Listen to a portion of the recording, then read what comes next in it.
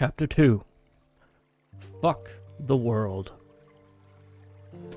The red ring in the sky stared down malevolently at a heavily injured and aged warrior. He wore a blood-soaked leather coat that had been practically ripped to threads. Resting on the hard slate stone by the lakeside for several hours now, he was waiting, in vain, for this ravaging sandstorm to cease. Gazing up at the looming mountain range, which was felt as an unwavering shadow of doubt, it had come time for he to muster what strength this strained body could and move forthright, no matter the inevitable suffering he would endure. Badlands. The jovial drunkards named this infernal place, those who even knew enough to speak tale or sing song about it, in taverns scattered all throughout Mirror. Bards strummed and sang songs of this scourge pestilent land of ever-shifting terrain and natural disaster, though their lyrics could never come close to captivating its true nature. This unnamed warrior had briefly stepped foot in here in what felt like a lifetime ago, but that was then, and now these lands had become truly and progressively accursed. After repairing his raft, using whatever unscorched timber and material that he could manage to scrounge up, the adventurer drifted down a current that smelled of sulfur. It was comparable to the air itself. This was much faster than traversing on foot, as most of the terrain would require some kind of climbing gear to travel with any kind of efficiency. Although there were countless mountains erupting without pause far off in several directions, and the air was clumped with ash, he found himself strangely at ease. It had been a particularly treacherous journey through the northern Oceania, between the Grand Divide of the east and the King's Pirate Alliance in the west. To make berth anywhere along Mirror's borders had now become practically impossible. Hence why he had cut through the Badlands, a final resort, one that he was already beginning to regret. The hardened warrior opened his pack, removing both parchment and pen, then began jotting down a letter to his contact in the capital city. This contact was the brother of his trusted friend, Moritas. Thanks to him, through the letters they had been exchanging, the warrior avoided a battle against an incredibly strong opponent. After scratching down the last couple of words, he folded his letter thrice and jammed it into one of his many, many pockets. The raft skimmed up a narrow rocky valley, downriver towards the borders. The more he drifted along, the more scorching hot steams would assault his face and eyes. Occasionally the warrior would spot derelict ruins from a long bygone era, before men could write their own history or falsify it. And now, no entity who occupies these lands had the ability to do so. He felt the deep tremor of distant quakes, one after the other, overlapping, with echoes of thunderclaps. This formed a bombastic symphony of dissonant baritone. Regardless of this, there wasn't a single rain cloud in sight. Instead, a hazy orange overcast with tiny flecks of glowing embers, like a gender reveal party gone awry, laminated most of what he could see. One moment he was smoking his pipe, packed with warm wheat and a herbal mixture that had been gifted to him. This would serve in a way to lift his spirits quite adequately. It was unsettling, but this ultimately allowed him to appreciate some of the rather unorthodox yet undeniable beauty of this, let's face it, this demonic realm. This was all short-lived, however, for in the next moment, only meters ahead, he heard a shriek so shrill and so blood-curdling that all he could appreciate was vanquished in an instant.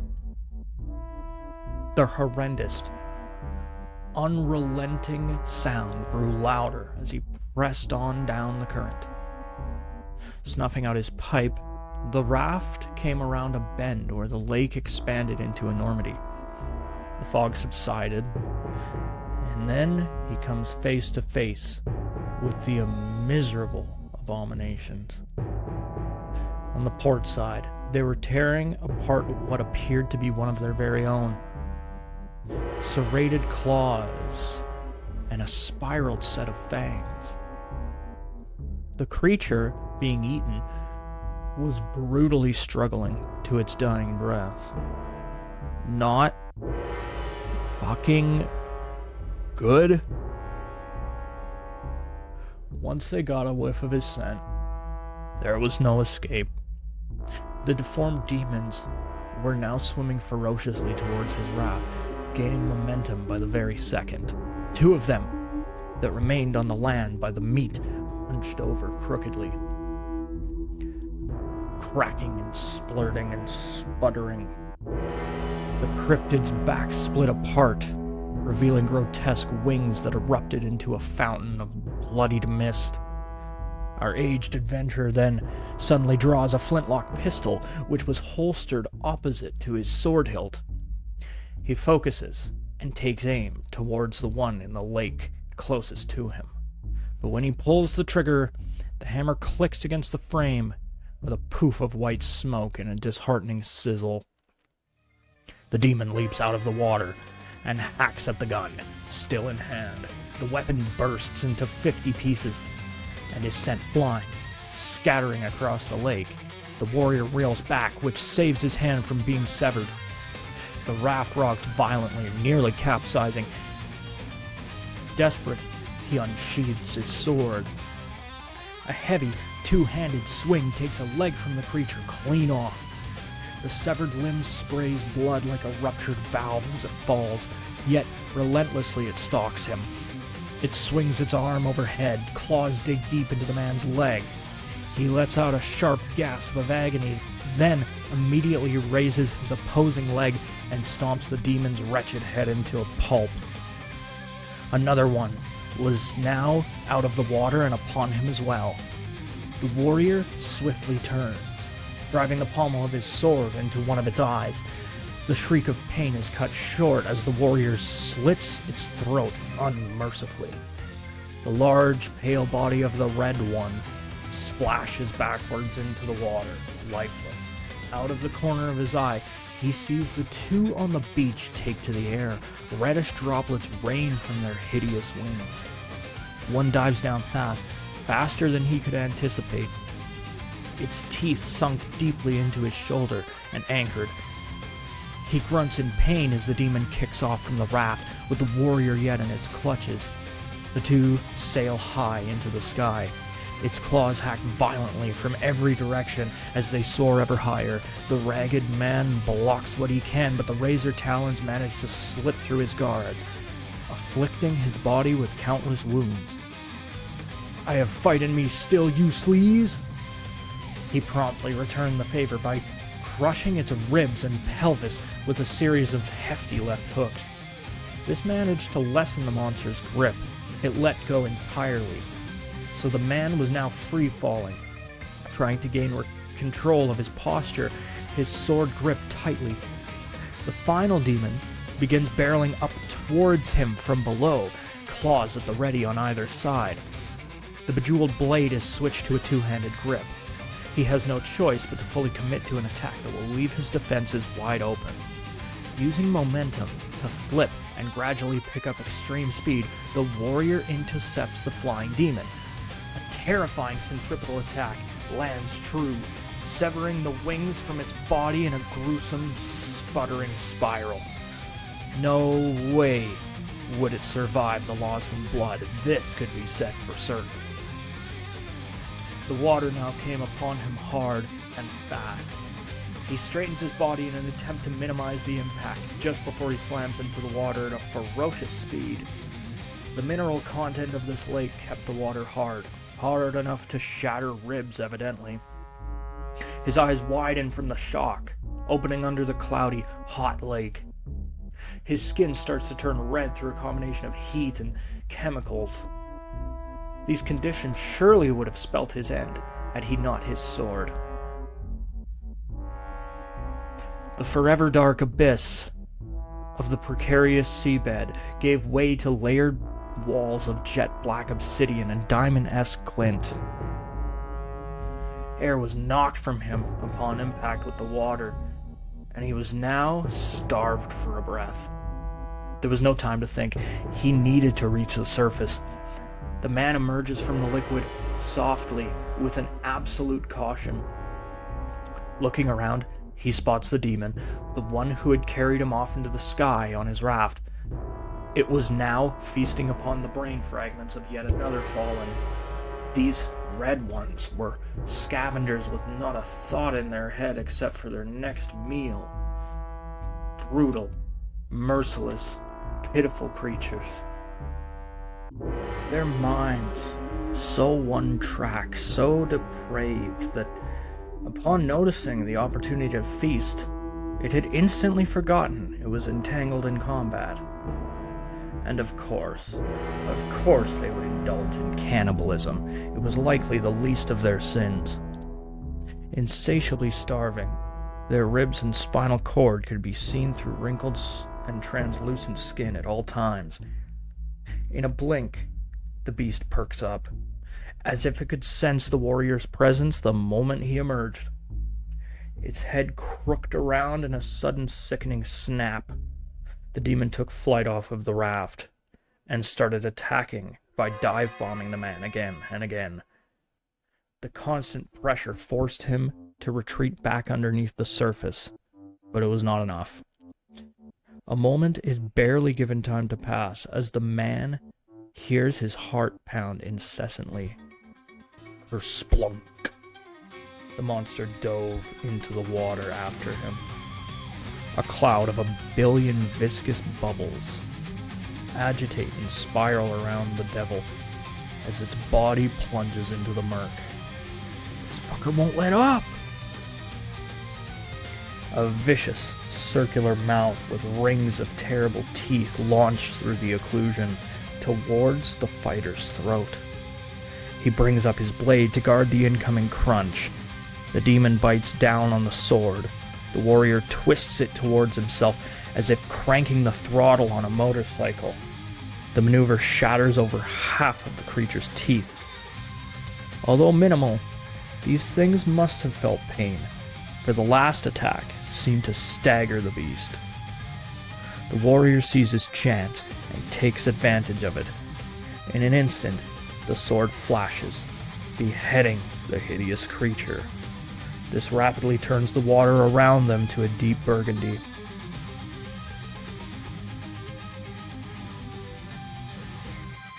The lifeless head, rapidly carried away by a sudden gusting current.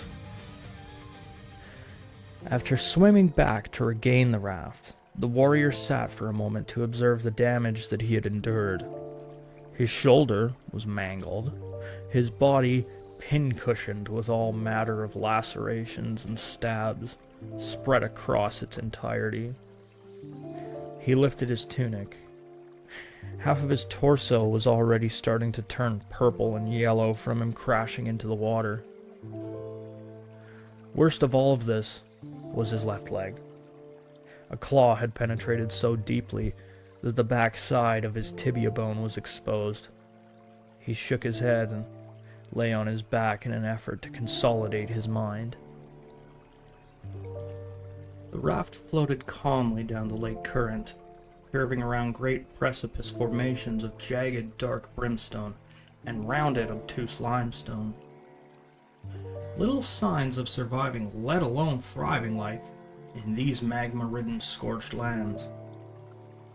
Explosive eruptions were still kicking up massive gray silhouettes of soot. They loomed overhead, or far off, unmoving. The sheer congregation of particulate matter which made up the clouds would flash intermediately. a westward breeze starts to pick up mildly. But within mere moments, a full-blown sandstorm of ore deposits and embers blast the surface of the lakeside. It was as if these storms would come and go in cycles. His vision was starting to fail him now.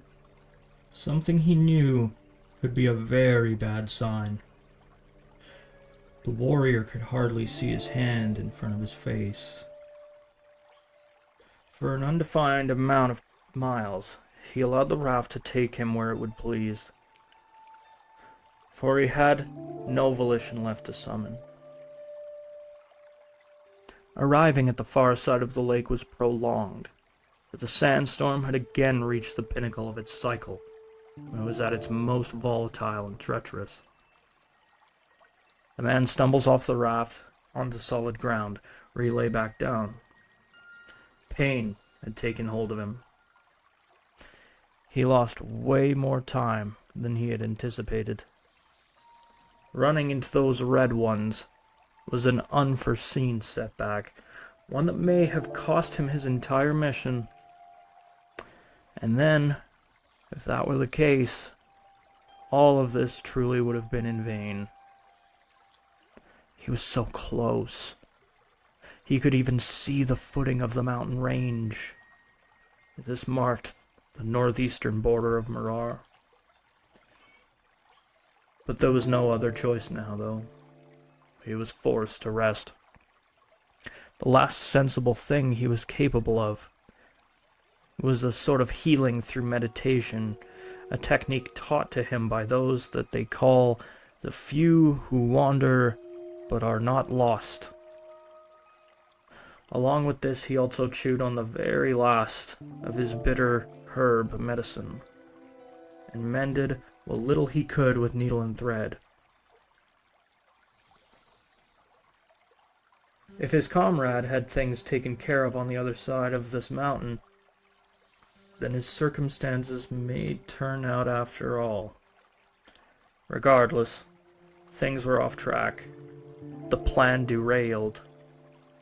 Slipping into his meditation, he's soon welcomed by thoughts of that ancient, sprawling city and those jolly drunkards in that charming, musty tavern at Everday. He chuckles. An average warrior stood absolutely no chance out here. Even the generals and King Koros himself would certainly benefit to think twice about making a journey to these hellish plains. It was times like these that he longed to go home. He had been away for half a lifetime now, and had grown quite comfortable with his life as an adventurer. Still, he would trade all of this to be at his house with a cup of soda, having some nasty hot sex, especially after such a hard-fought battle against a pack of ugly fucking reds.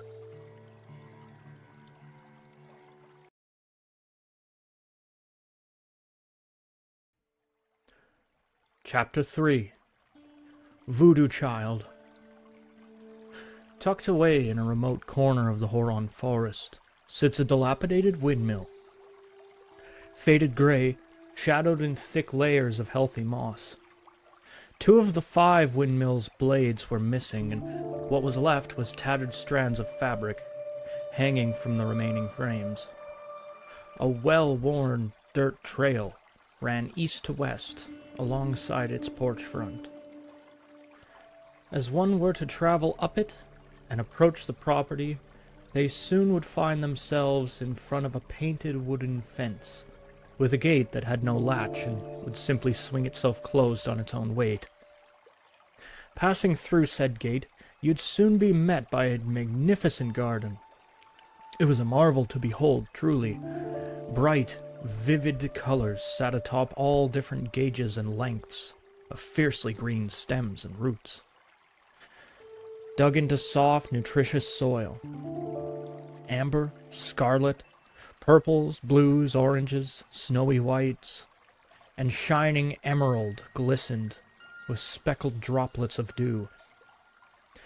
They all reached hopefully at the last golden rays of sunlight, which they wouldn't see again until the arrival of a new dawn. It had been sectioned as such: mushrooms, vegetables, fruits, and flowers, with a quadrant being designated to each. Turning to the right, you'd see large stepping stones, bridging the home with the garden in a seamless transition, divided only briefly by the trail. This extremely well-cultivated garden was not the only indication that someone had been living here. Indeed, there were beautiful sets of oval-shaped windows, a very large sturdy door, and an extension on the side for sheltering chopped wood from the elements. All of these things and more, such as tools, lighting fixtures, and other assorted decor, had been newly built and appeared to be fairly recent additions. Pulling open the heavy door and stepping inside, you'd find the interior to match the cozy garden, much more than it resembled its outer walls. The pungent scent of an array of dried herbs is present, and could be considered an assault on the senses, had it not been such a pleasantry. Most of the windmill had been converted or otherwise renovated to be a homely living arrangement. It now represented more of a large shack or small home. Few things of the original structure still remained, such as oversized, dusty, cobweb-ridden gears that had been unmoved for a very long time. They sat high above the common room and occasionally would drop enormous clumps of dust, so large that they would sometimes startle those who lived there. And those who lived there were a mysterious old medicine man and his pet Erebos, which you will soon learn more of. Two strangers joined their company this night, and were seated in comfortable chairs. They were bound, although their bonds were not very tight, and they had not yet awakened. "This is the fourth night now," spoke the medicine man to himself, taking a slow puff of his pipe and staring deeply and longingly into a fire. His voice came low and flat. It did not falter with nerve, and it too did not perk up in pitch when he was excited. It had a slightly gravelly quality that had become present with age. It was like the smoothest and chunkiest peanut butter you had ever tasted all at once. Perhaps. No. The man had been quite old, to be sure. But just how old was he exactly? Nobody who met him had ever quite been able to guess it, and the list of people that he had met was so long that he himself had trouble sometimes remembering even a portion of them. The shaman spoke with purpose, as if he had never said something that he did not believe, for if he did, his voice would have wavered, without his convictions to serve as their foundation. He was deep in contemplation, and appeared to be having a debate within himself. "This is the last night." He was admittedly quite nervous, although you'd have never known by the look of him.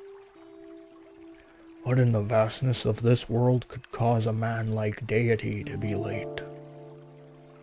He sunk down lower in his chair and puffed thick clouds that cut a rug over top his red and green triangle-shaped huntsman's hat.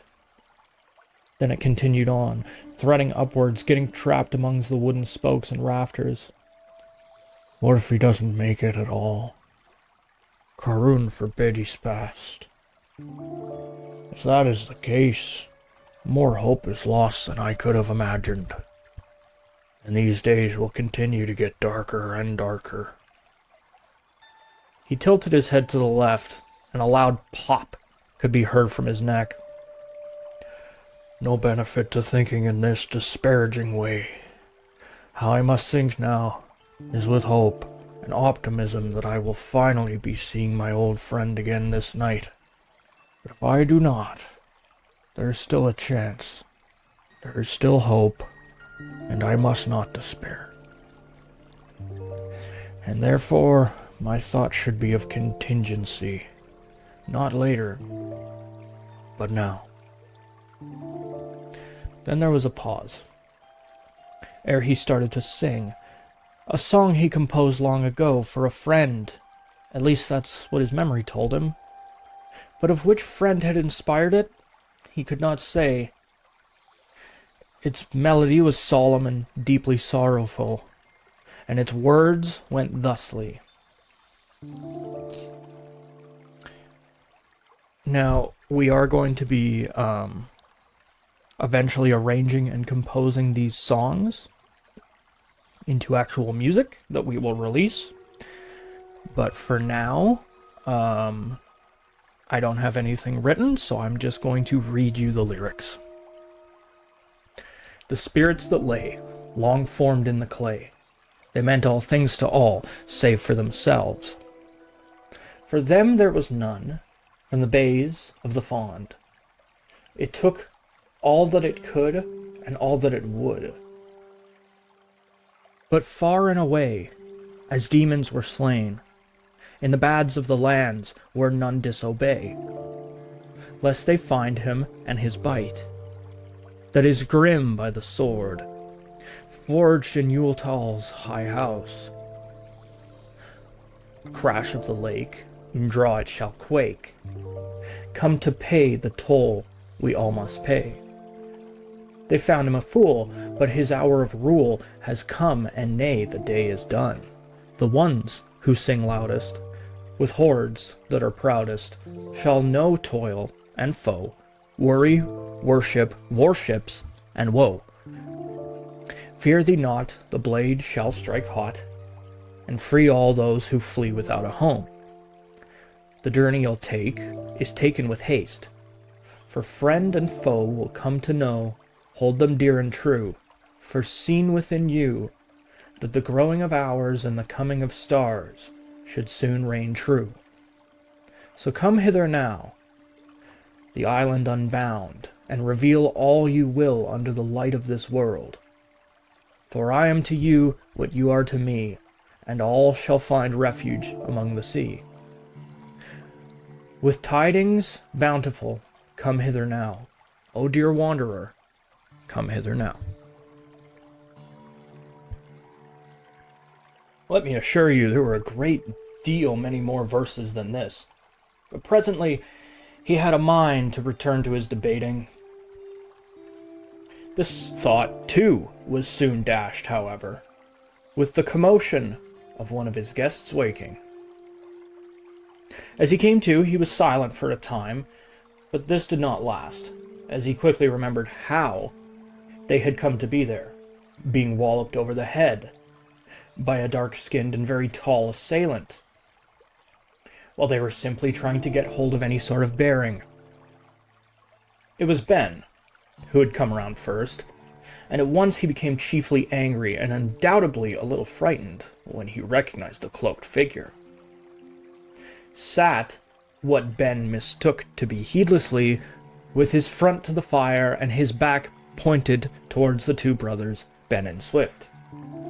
Swift!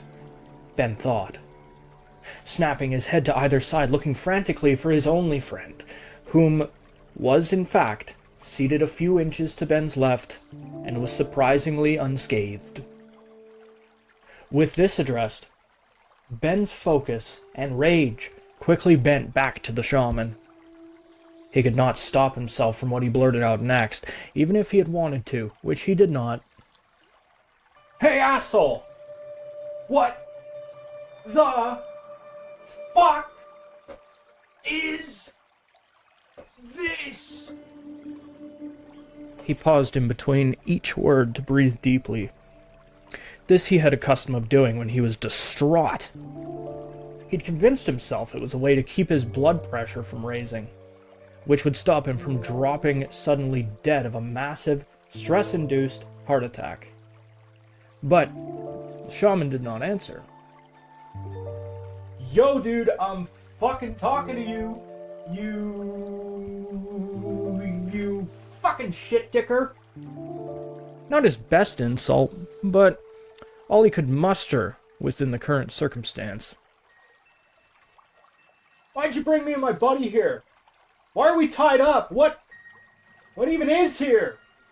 What the fuck do you want from us? You some kind of rapist? Fucking rapist piece of shit. I'm gonna call the cops on you. I'm gonna call the feds. I'm gonna call Chris Hansen. I'm gonna call Bob Chandler. Consequences will never be the same. You hear me, buddy? Ben could go on ignored no longer. He allowed his mouth to become filled with saliva and spat a birdshot blast of spit at the shaman. God damn it, turn around, you coward! The man's head tilted around slowly, revealing a kind but very stern and serious face. Wiping the spittle off his finely chiseled cheekbone, the medicine man shot Ben a look from underneath large furry eyebrows. His eyes were hauntingly green, as if all things that had, were currently, or would one day come to live and breathe, resided in them. Please, one question at a time. There was a pause as he orientated himself to properly speak with the young man. Benjamin. Ben sat agog. How does this weirdo know my name? He thought. Ben did not like to be at an intellectual and informational disadvantage when he was conversing with someone, especially someone who had him in a situation like this, compromised. He wanted to establish some kind of foothold or upper hand in the conversation, even though most would think that there was none to be found. Ben's pride somehow persisted. Yeah, maybe it is, and, maybe it's not. Holding his best poker face, Ben went on with a fallacious confidence. Yeah, I ain't answering jack shit till you answer my goddamn questions. You got that shit, Jack? That makes sense to you? The way I see it, if you was gonna kill us, or eat us, or whatever, then you'd have already done it. So, why do you have us here tied up? Who are you? Where are we? And what the fuck is that ball of black fur breathing in the corner? That's 4 questions. I expect 4 answers. Capiche? The shaman took a deep breath, preparing to do his best in ordering and answering 4 different questions, even though he had been quite plain in asking Ben to limit his queries to be 1 at a time, and ultimately set Ben's mind at ease, at least for the moment. You're in my home, which is part of the Horon Forest, which is part of what is known by men to be the Kingdom of Mirar. But something tells me that is not at all the answer you seek. For all these words probably mean very little to you. And all I can tell you for certain is that you, too, must be a long way from wherever you call home. Just a small introduction to his commanding presence was enough to sway Ben's attitude. His anger immediately turned to curiosity and worry. He wouldn't now dare to interrupt. Noticing this, the man went on. That of course brings us to another one of your questions. Now that he had Ben's full attention, he could continue unabashed, and used the opportunity to puff his pipe in between sentences. Why did I bring you and your friend here? I hope to set your mind at ease by telling you that I mean you to no harm whatsoever. I dashed you both and brought you back here for your safety, the safety of the forest itself, as well as its inhabitants, and, of course, me, who is known to oversee all these things. You must understand, when we came about you and Swift, you were frantic, delirious, you wore strange clothes that I do not recognize in the least, and you were speaking a strange dialect. Analyzing your words, it soon became clear that you two are, in fact, speaking the Folkish language, albeit a strange form of it, littered with words I also do not recognize. Seeing these mysterious strangers in my lands startled me, truthfully. It would be a lie to say that I was not frightened of you. This is why I snuck up and knocked you both unconscious. I thought that you could have been dangerous, so I made sure to make the first strike. I apologize for hitting you both so hard, but I had to do something. I have a meeting that I cannot afford to miss, and I couldn't have had you wandering my forest while I was gone.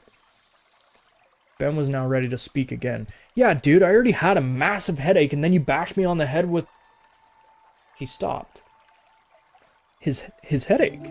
It was gone. But it wasn't just that. His hunger, thirst, and pain in his stomach from the night of debauchery had all but vanished as well. His laundry list of reasons to complain had been cut dramatically short, and he wasn't sure how to feel about it, aside from the obvious sense of relief. Well, can you untie us then? You've established us as a non-threat, right? So, we can go. The shaman frowned. Yes, I will untie you and your friend, brother, Ben interrupted. I will untie you and your brother, he continued once more. But I am sorry to say that I cannot allow you to leave this night. As I explained earlier, there is something I absolutely must attend to, and I cannot, in good conscience, let you two leave here, with the very last of the sun's light dying. To have you go gallivanting through Horon late at night, the thought displeases me very much, not to mention your safety. This forest is a relatively peaceful one, but I cannot say the same for all the rest of the world surrounding us. For sometimes, something that is dark crawls out of its hole, or slinks from its cave, probing its long fingers into places it does not belong, finding its way to the light parts of this world, and tainting them. And not every night can be one of peace. His face turned somber and cold as he spoke these words, and there was a painfully long pause as the room seemed to darken with a black cloud and shrink in size as if someone were breathing heavily and clutching at their chest. Besides, said the shaman with a chuckle, as the room drew back and the candles began to glow brightly again, I've an endless array of questions. Things that I just must learn about you and your tired friend there. I intend to hear all your tales that you care to tell as we feast and drink. But right now, there simply is not enough time. Talking of questions, it's time to answer your last one. His last question. In all the flurry of information and emotions, Ben had forgotten all that he had asked. That black ball of fur you see in the corner is my pet and faithful companion, Svaru. He is an Erebos, an animal native to, let's say to Horon. He is the we I referred to when I first encountered you. I am excited to tell you all about these animals if you are interested enough to listen, but for now, all you need to know about him is that he follows anything I tell him. And what I told him was... The man leans in closer to Ben's ear, and if he could see it, he would have noticed flames flicker across his green eyes as he whispered, If they try to leave, do not let them. As he calmly relieved Ben of his bonds and let the heavy rope hit the floor with a thud. I must go.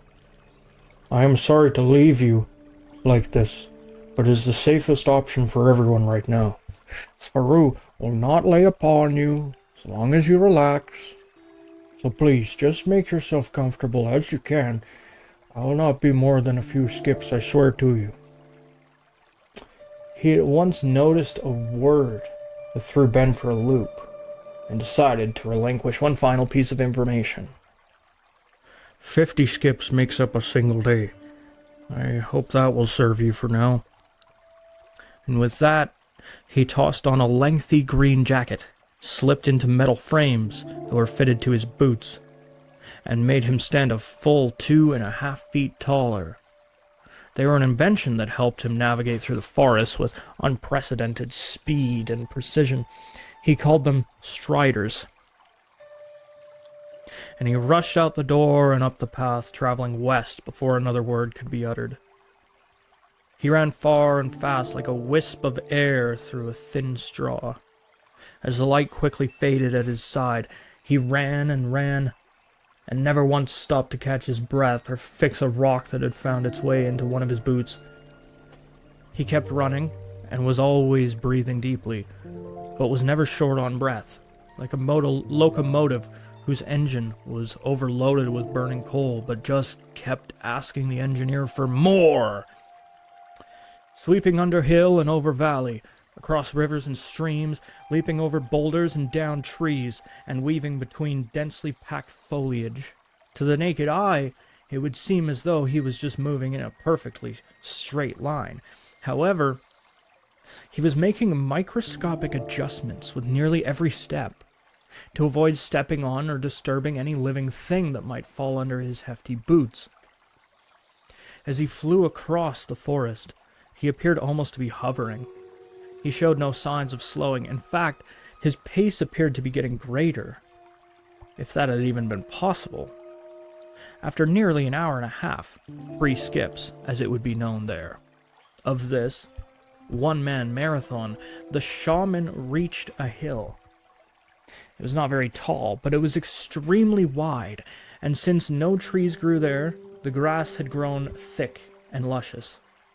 At the top of the hill, there was placed a massive flat boulder, sunken into the earth so as that you could only see the top edge of it. Like a square of butter pushed into the top of a spongy stack of pancakes. And it was taking all the time in the world of getting itself around to melting. Being so wide, it took the shaman several minutes to reach the top, where he sat, crossed his legs, and became extremely attentive, hearkening for any sounds that he could immediately recognize as being native to these parts or not.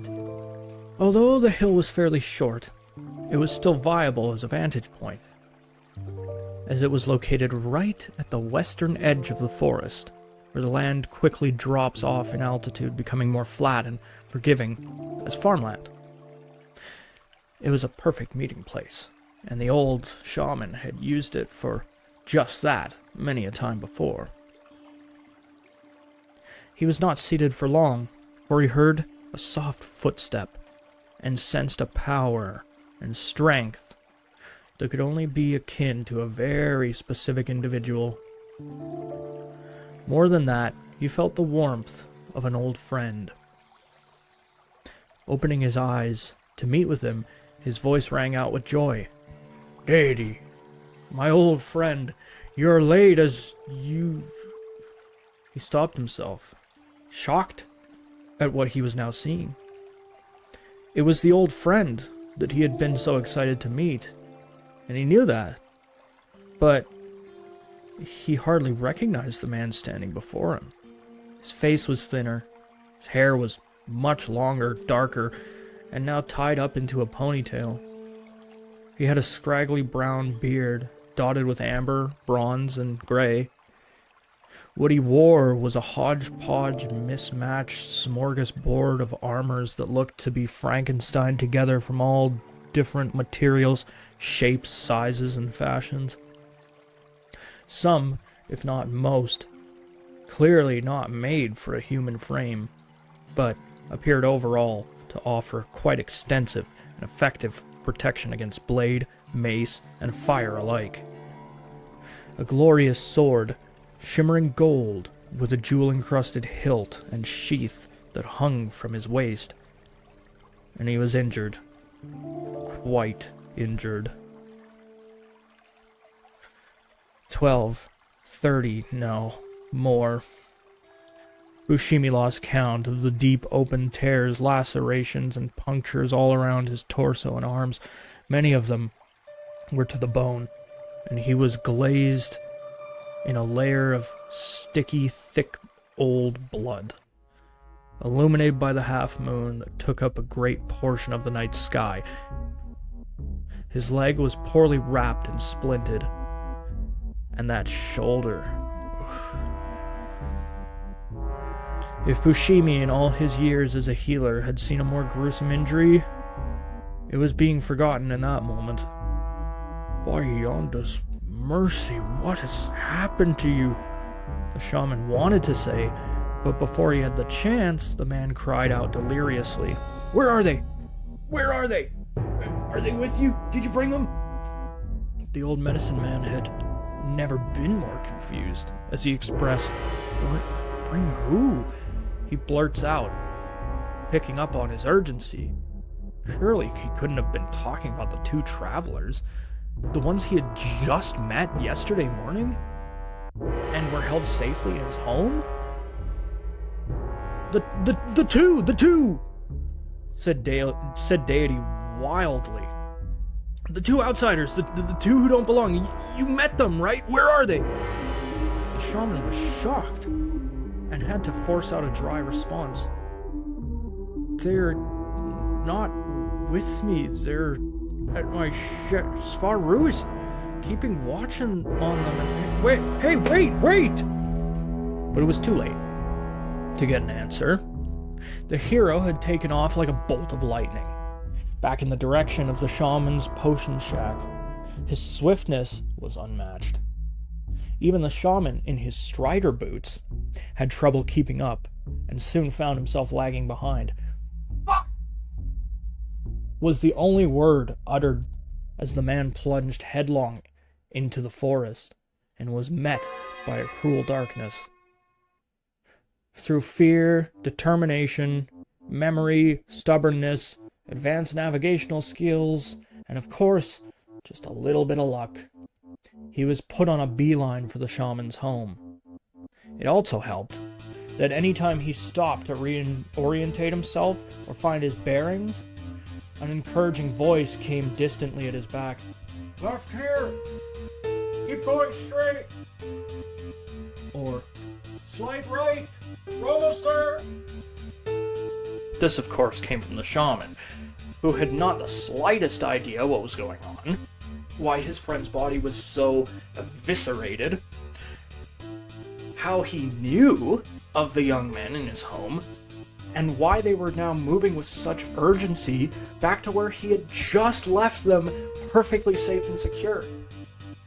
But he knew that Deity did not do anything if he hadn't a reason for it. This he taught to him personally. So he continued, helping navigate his friend as best he could. He had gotten so far ahead now that the shaman could no longer see him or even make out his silhouette.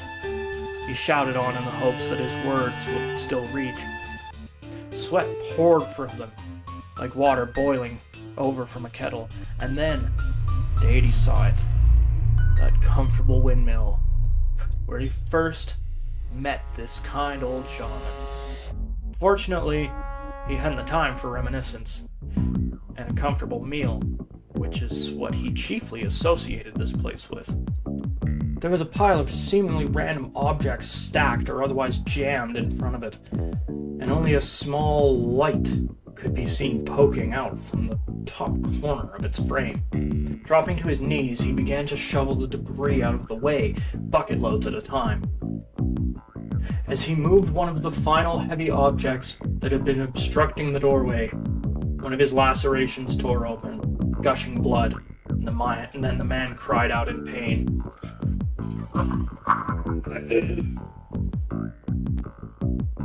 Flinging the door outwards in a rage, he looked around frantically left and right, but all he saw was walls of books and potions, and one very lazy Erebos who had obviously either forgotten his job or failed it entirely. Either way, the young men, as Deity had already suspected, were long gone. His plan was to continue running through the night to catch up with them, but this was downright impossible now. He had lost too much blood, hadn't eaten or slept properly in over a week. As powerful and determined as he was, his body, it seemed, had taken quite enough. The pain was setting in, and it was beginning to shut down. Vision blurs, his knees weaken and buckle underneath his own weight. His limbs turn cold and stiff. His eyes close. The warrior hits the oak floor with like a sack of wet sand. He remembered feeling the Erebos express its concern over him via a soft lick to his cheek, and then nothing.